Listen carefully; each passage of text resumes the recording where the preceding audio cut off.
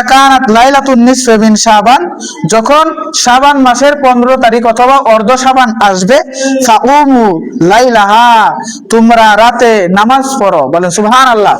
ও মানে কিয়াম করো, কিয়াম মানে কি? নামাজ। কিয়াম মানে কি? নামাজ। ওয়াসুমু নাহারাহা, এবং তোমরা কি করো?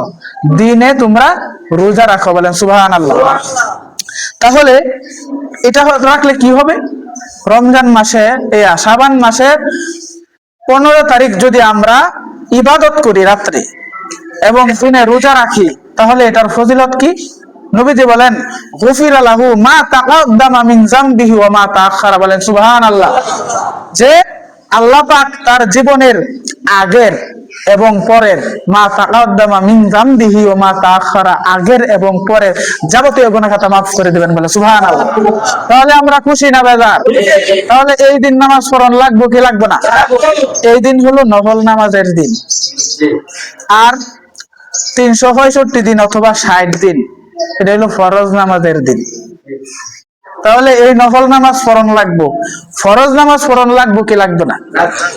তাহলে যদি আমরা সবাই দলবাইন্দা মসজিদে আইসা বললাম ওই দিন, তাহলে মসজিদে ওই দিনই শুধু আসতে হইব না সারা বছরই?